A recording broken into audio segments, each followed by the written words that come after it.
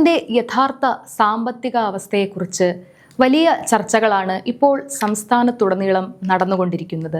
കഴിഞ്ഞ LDF ഭരണകൂടം ഇവിടെ ബാക്കി വെച്ചുപോയ സാമ്പത്തിക തകർച്ചയുടെയും കടക്കെണിയുടെയും ആഴം എത്രത്തോളമാണെന്ന് ഓരോ മലയാളിയും വസ്തുതാപരമായി മനസ്സിലാക്കേണ്ടതുണ്ട്. ഭരണം മാറി ഇറങ്ങിപ്പോകുമ്പോൾ കേരളത്തിലെ ഖജനാവ് നിറഞ്ഞുകിടക്കുകയായിരുന്നു, പൂച്ച പെറ്റ് കിടക്കുകയല്ലായിരുന്നു എന്ന് LDF നേതാവ് A റഹീം ഇപ്പോഴും മാധ്യമങ്ങൾക്ക് മുന്നിൽ വന്ന് തൊണ്ടപൊട്ടി വാദിക്കുമ്പോൾ പുറത്തുവരുന്ന ഔദ്യോഗിക കണക്കുകളും കേന്ദ്ര ഏജൻസികളുടെ അന്വേഷണ വിവരങ്ങളും ആ വാദങ്ങളെ പൂർണ്ണമായി പൊളിച്ചെടുക്കുകയാണ് ചെയ്യുന്നത്. ജനങ്ങളെ അന്ധകാരത്തിൽ നിർത്താൻ LDF നേതാക്കൾ ബോധപൂർവം നടത്തുന്ന ഈ കള്ളപ്രചാരണങ്ങളുടെ യഥാർത്ഥ മുഖംമൂടി അഴിക്കുന്ന വിവരങ്ങളാണ് നമ്മൾ ഇന്ന് ഈ വീഡിയോയിൽ ചർച്ച ചെയ്യാൻ പോകുന്നത്. യഥാർത്ഥത്തിൽ എന്താണ് കേരളത്തിലെ ഖജനാവിന്റെ ഇപ്പോഴത്തെ അവസ്ഥ? കഴിഞ്ഞ മെയ് 12-ന് സംസ്ഥാനത്തെ ശമ്പളവും പെൻഷനും ഉൾപ്പെടെയുള്ള ഏറ്റവും അടിയന്തരമായ ദൈനംദിന ചെലവുകൾക്ക് പണം കണ്ടെത്താനായി മാത്രം കേരളത്തിന് 2800 കോടി രൂപ വിപണിയിൽ നിന്ന് കടമെടുക്കേണ്ടി വന്നിരുന്നു. 7 വർഷം, 11 വർഷം, 16 വർഷം വരെയുള്ള വിവിധ തിരിച്ചടവ് കാലാവധികളിലാണ് ഈ തുക അന്ന് അടിയന്തരമായി വിപണിയിൽ നിന്ന് സമാഹരിച്ചത്. ഇതോടെ ഈ നടപ്പ് സാമ്പത്തിക വർഷത്തെ മാത്രം കേരളത്തിന്റെ പൊതുകടം ഇതിനകം തന്നെ 6600 കോടി രൂപയായി കുതിച്ചുയർന്നിരിക്കുകയാണ്. LDF നേതാക്കൾ പറയുന്നത് പോലെ ഖജനാവ് നിറഞ്ഞിരിക്കുകയാണെങ്കിൽ എന്തിനാണ് ഏറ്റവും അടിയന്തര ആവശ്യങ്ങൾക്ക് വേണ്ടി പോലും ഇത്രയും വലിയ തുക തുടർച്ചയായി കടമെടുക്കേണ്ടി വരുന്നത് എന്ന ചോദ്യത്തിന് കൃത്യമായ മറുപടി നൽകാൻ ഇവർക്ക് ആർക്കും സാധിക്കുന്നില്ല. ഈ വലിയ പ്രതിസന്ധി അവിടെയും തീരുന്നില്ല. ദൈനംദിന ചെലവുകൾ മുന്നോട്ട് കൊണ്ടുപോകാൻ 1 രൂപ പോലും ഇല്ലാത്ത കടുത്ത ലിക്വിഡിറ്റി ക്രഞ്ച് അഥവാ കടുത്ത പണരാഹിത്യമാണ് മുൻ സർക്കാർ ഇവിടെ വരുത്തിവെച്ചിരിക്കുന്നത്. ഇത് താൽക്കാലികമായി പരിഹരിക്കാൻ ഇപ്പോൾ റിസർവ് ബാങ്ക് ഓഫ് ഇന്ത്യയുടെ കുബേർ പോർട്ടൽ വഴി വീണ്ടും 1800 കോടി രൂപ വായ്പ എടുക്കാൻ അപേക്ഷിക്കേണ്ടി വന്നിരിക്കുകയാണ്. എന്താണ് ഈ കുബേർ സംവിധാനം എന്ന് സാധാരണക്കാരായ ജനങ്ങൾ കൃത്യമായി മനസ്സിലാക്കണം. ഇതൊരു സാധാരണ രീതിയിലുള്ള ദീർഘകാല വായ്പയല്ല. കേന്ദ്ര സംസ്ഥാന സർക്കാരുകൾക്ക് പെട്ടെന്ന് പണത്തിന് വലിയ ക്ഷാമം അനുഭവപ്പെടുമ്പോൾ താൽക്കാലികമായി ആ ആവശ്യം നിർവഹിക്കാൻ വേണ്ടി ഗവൺമെന്റ് സെക്യൂരിറ്റികൾ റിസർവ് ബാങ്കിന്റെ കൗണ്ടറിൽ കൊണ്ടുപോയി പണയം വെച്ച് പണമെടുക്കുന്ന പ്രത്യേക സംവിധാനമാണിത്. നമ്മൾ അടിയന്തര ഘട്ടത്തിൽ വീട്ടിലെ സ്വർണം പണയം വെച്ച് പണമെടുക്കുന്നത് പോലെ LDF വരുത്തിവെച്ച കടുത്ത സാമ്പത്തിക പ്രതിസന്ധി മറികടക്കാൻ സർക്കാർ ബോണ്ടുകൾ പണയം വെക്കേണ്ടി വരുന്നു. ഖജനാവിൽ 4573 കോടി രൂപ കെട്ടിപ്പിടിച്ച് ഇരിപ്പുണ്ടായിരുന്നു എന്ന LDFന്റെ വാദം പൂർണ്ണമായും പച്ചക്കള്ളമാണെന്നും ഖജനാവ് ശൂന്യമാണ് എന്ന് മുഖ്യമന്ത്രി VD സതീശൻ പറഞ്ഞ വാക്കുകളാണ് 100% സത്യമെന്നും ഈ കുബേർ വായ്പ അപേക്ഷയിലൂടെ വ്യക്തമാകുന്നു. ജനങ്ങളെ പച്ചയ്ക്ക് പറ്റിക്കുന്ന ഇത്തരം കള്ളക്കണക്കുകൾ നിരത്തിയാണ് LDF ഇത്രയും കാലം ഭരണം നടത്തിയത്. എങ്ങനെയാണ് നമ്മുടെ കേരളം ഇത്രയും വലിയൊരു കടക്കെണിയിലേക്ക് വീണത്? അതിന് ഒരേ ഒരു കാരണമേ ഉള്ളൂ.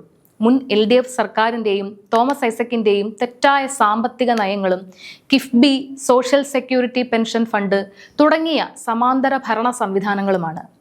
ബജറ്റിന് പുറത്തുനിന്നും കിഫ്ബി വഴിയും പെൻഷൻ ഫണ്ട് വഴിയും കോടികൾ കടമെടുത്ത് അത് സംസ്ഥാനത്തിന്റെ ഔദ്യോഗിക കടമായി കൂട്ടേണ്ടതില്ല എന്ന വിചിത്രവാദമാണ് പിണറായി സർക്കാർ സുപ്രീം കോടതി വരെ പോയി ഉന്നയിച്ചത്. കിഫ്ബിയുടെ ബോണ്ടുകളിൽ വിദേശ നിക്ഷേപകർ പണം മുടക്കിയത് അത് സോവറിൻ ഗ്യാരണ്ടിയുള്ള ബോണ്ടുകളായതുകൊണ്ടാണ്. അതായത് നാളെ സംസ്ഥാന സർക്കാർ പൊട്ടിയാലും ഫെഡറൽ സംവിധാനത്തിൽ കേന്ദ്ര ഗവൺമെന്റിന് അത് തിരിച്ചു കൊടുക്കേണ്ടി വരും എന്ന ഉറപ്പിലാണ് ആളുകൾ പണം നിക്ഷേപിച്ചത്. ഇത് തന്നെയാണ് CAGയും RBIയും കേന്ദ്ര ധനവകുപ്പും ഒരേ സ്വരത്തിൽ ചൂണ്ടിക്കാണിച്ച കാര്യം.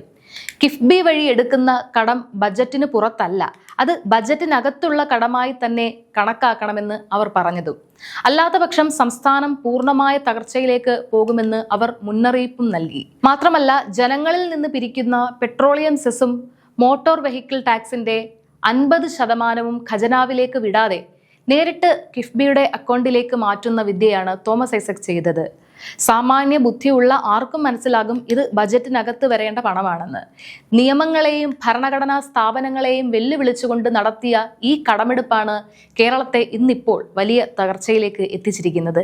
ഇത്തരത്തിൽ ബജറ്റിന് പുറത്തുകൂടി വൻതോതിൽ കടമെടുത്ത പണം എവിടെ പോയി എന്ന ചോദ്യത്തിനുള്ള ഉത്തരമാണ് ഇപ്പോൾ പുറത്തുവരുന്ന ED റെയ്ഡുകളുടെ സൂചനകൾ വ്യക്തമാക്കുന്നത്.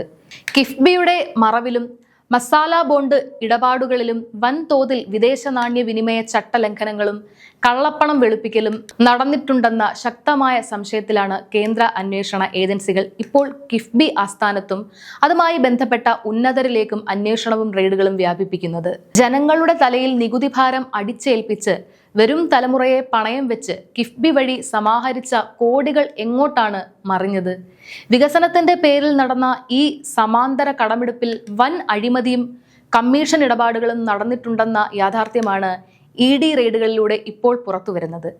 ഒരു വശത്ത് ധൂർത്തും മറുവശത്ത് വൻ കൊള്ളയും നടത്തിയതിന്റെ ഫലമായാണ് കേരളം ഇന്ന് ശമ്പളം കൊടുക്കാൻ പോലും റിസർവ് ബാങ്കിന്റെ മുന്നിൽ കൈനീട്ടേണ്ട അവസ്ഥയിലെത്തിയത്. നാടിന്റെ വികസനത്തിനല്ല, മറിച്ച് തങ്ങളുടെ രാഷ്ട്രീയ ലാഭങ്ങൾക്കും അഴിമതിക്കുമാണ് ഈ പണം വിനിയോഗിക്കപ്പെട്ടതെന്ന് തെളിയുന്നതാണ് ഈ റെയ്ഡുകൾ. ഇപ്പോൾ CAGയുടെ ഔദ്യോഗിക കണക്കുകൾ പുറത്തു വരുമ്പോൾ കേരളത്തിന്റെ ആകെ കടം 6 ലക്ഷം കോടി രൂപയാണ്. സംസ്ഥാനത്തിന്റെ ആകെ ആഭ്യന്തര ഉൽപാദനത്തിന്റെ 43.04% ഈ കടബാധ്യത. രാജ്യത്തെ ധന ഉത്തരവാദിത്ത നിയമപ്രകാരം ഇത് വെറും 29% നിൽക്കേണ്ടതാണ്. നമ്മുടെ മക്കൾക്കും വരും തലമുറയ്ക്കും സന്തോഷത്തോടെ ജീവിക്കാനുള്ള സാഹചര്യങ്ങൾ ഒരുക്കുന്നതിന് പകരം അവരെ വലിയൊരു കടക്കണിയിലേക്ക് തള്ളിയിട്ടാണ് LDF ഭരണം അവസാനിപ്പിച്ചത്. വരും തലമുറയെ ഇടിച്ചു താഴ്ത്തി അവരെ ദ്രോഹിക്കുന്ന നയമാണ് LDF സ്വീകരിച്ചത്. എന്നാൽ ഈ കടുത്ത പ്രതിസന്ധികൾക്കിടയിലും കേരളത്തിലെ ജനങ്ങൾക്ക് പ്രത്യാശ നൽകുന്നത് മുഖ്യമന്ത്രി VD സതീശന്റെ നേതൃത്വമാണ്. മുൻ സർക്കാരിനെ പോലെ കേന്ദ്രത്തോടും RBIയോടും വെറുതെ രാഷ്ട്രീയ സംഘർഷമുണ്ടാക്കി സംസ്ഥാനത്തെ കൂടുതൽ പ്രതിസന്ധിയിലാക്കാൻ ഈ UDF സർക്കാർ മുതിരില്ല. മുഖ്യമന്ത്രി VD സതീശന് കേരളത്തിന്റെ ധനപ്രതിസന്ധിയെക്കുറിച്ചും അതിന്റെ കൃത്യമായ കാരണങ്ങളെക്കുറിച്ചും വ്യക്തമായ ധാരണയുണ്ട്. LDFന്റെ കാലത്ത് ഒരു പാരലൽ ഗവൺമെന്റ് പോലെ പ്രവർത്തിച്ച കിഫ്ബിയെ അതേപടി അഴിമതി നടത്താൻ അദ്ദേഹം അനുവദിക്കില്ല. കിഫ്ബി എന്ന ഇൻസ്ട്രുമെന്റ് ഒരുപക്ഷെ തുടർന്നേക്കാം, പക്ഷേ അതുവഴി എടുക്കുന്ന കടങ്ങൾ പൂർണ്ണമായും സുതാര്യമായി ബജറ്റിന്റെ പരിധിക്കുള്ളിൽ നിർത്തിക്കൊണ്ട് മാത്രമായിരിക്കും. അന്വേഷണ ഏജൻസികളോട് പൂർണ്ണമായി സഹകരിച്ച് അഴിമതിക്കാരെ പുറത്തു കൊണ്ടുവരാനും ഈ സർക്കാർ ഭയക്കില്ല.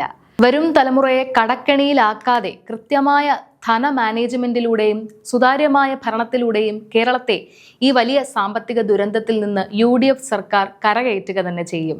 LDFന്റെ ധൂർത്തിന്റെയും കൊള്ളയുടെയും കാലം കഴിഞ്ഞു. ഇനി സുതാര്യമായ ജനപ്രിയ വികസനത്തിന്റെ കാലമാണ്.